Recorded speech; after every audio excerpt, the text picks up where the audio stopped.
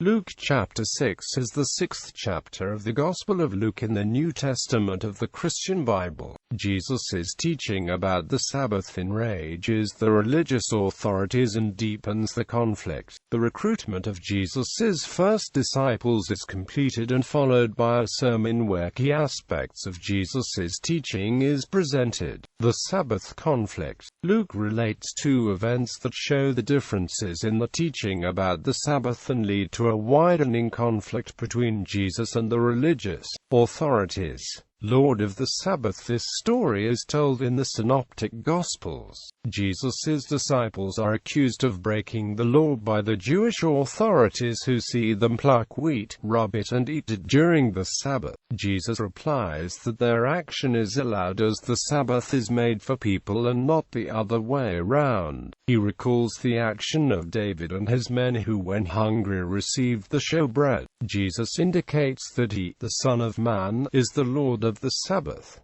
Luke places the event at a specific date, Sabbato Deutero Proto, a phrase not found elsewhere in the Gospel. Myers suggests this to be the day of Shavuot, which would give the action of Jesus an added significance. Only the priests were allowed to collect wheat and process it on the Sabbath to bake the showbread. Jesus gives this privilege to his disciples. In essence, in his teaching, priesthood is open to all. This action represents a radical departure from traditional ways and structures and undermines the special status of the priests. The healing on the Sabbath. The story is told in the Synoptic Gospels.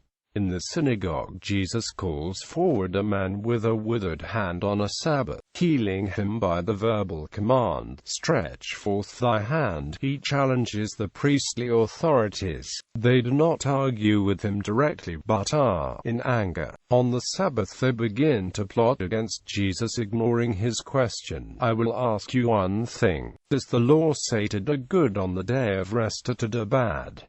To save life or to kill?" The choosing of the 12 apostles. After retreating in prayer on a mountain, Jesus chooses 12 apostles, according to Luke: Simon, his brother Andrew, James, John, Philip, Bartholomew, Matthew, Thomas, James son of Alphaeus, Simon who was called the Zealot, Judas son of James, and Judas Iscariot, who became a traitor. The commission of the 12 is also recounted in Matthew chapter 10 verses 1 to 4 and Mark chapter 3 verses 13 to 19. The Sermon on the Plain. The commissioning of the apostles is followed immediately by a sermon that lays down key aspects of Jesus' teachings, the four Beatitudes and the four woes. The sermon starts with a set of teachings about the four Beatitudes and the four woes. The sermon may be compared with the more extensive Sermon on the Mount as recounted by the Gospel of Matthew. Both seem to occur shortly after the commissioning of the 12 apostles, featuring Jesus on a mountain. In Luke, he delivers the sermon on the way down at a level spot. Some scholars believe that they are the same sermon, while others hold that Jesus frequently preached similar themes in different places. Luke will later relate the 6 woes of the Pharisees.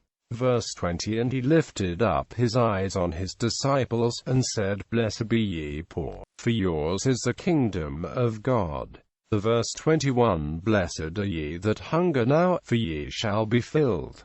Blessed are ye that weep now, for ye shall laugh. Verse 22, Blessed are ye, when men shall hate you, and when they shall separate you from the company, and shall reproach you, and cast out your name as evil, for the Son of Man's sake. Love thy enemies is a key teaching of Jesus. It follows immediately after the four Beatitudes and woes. Jesus expands on the theme, indicating that loving people who love you is nothing special. Instead, he challenges his listeners to love those who hate them, and asks his followers to be merciful like the Father. The section also contains what is considered the Golden Rule. Judging others. Jesus delivers a warning not to judge others. The blind leading the blind. This metaphor issues a warning that teaching needs to be done by leaders who are properly trained. It is also reported in Matthew chapter 15 verses 13 to 14. A speck of sawdust. Jesus rebukes those who see faults in others and fail to examine themselves. Matthew relates the teaching as well. The tree and its fruit. Jesus offers a parable about testing a person.